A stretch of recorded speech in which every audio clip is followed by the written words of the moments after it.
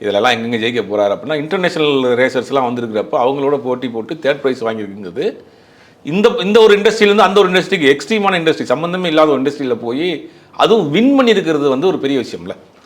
அப்படிங்கும்போது எல்லாருக்கும் ஒரு பெரிய அதிர்ச்சி, ஷாக்கு, ஆனந்தம் எல்லாரும் அதை வந்து ஷேர் பண்ணுறாங்க. சார் அதே மாதிரி வந்துட்டு இப்போ இவர் வந்துட்டு ஒரு முறையும் வந்துட்டு கார் ரேஸுக்காக போகும்போது நிச்சயமாக ஏதாவது ஒரு விதத்தில் பரிசை வந்துட்டு தட்டிடுறாரு இல்லையா? இது எப்படி அவருக்கு சாத்தியமாகுது? இல்லை, அவர் வந்து பேசிக்காகவே அந்த ரேஸுங்கிற பைக் ரேஸ் தான் பேசிக்காக வந்து பைக் ரேஸர். அவர் பைக்கு வந்து ஓட்டக்கூடாது, அவருக்கு இந்த பேக் பெயின் இருக்குது அப்படிங்கிறதுனால டாக்டர்ஸ் வந்து அட்வைஸ் பண்ணுறாங்க. அதுக்கு பிறகு தான் கார் ஷிஃப்ட் ஆகுறாரு.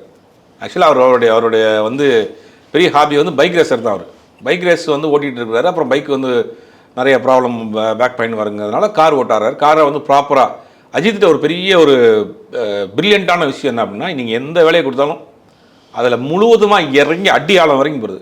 ட்ரோன் தயாரிச்சார் தெரியுங்களா உங்களுக்கு?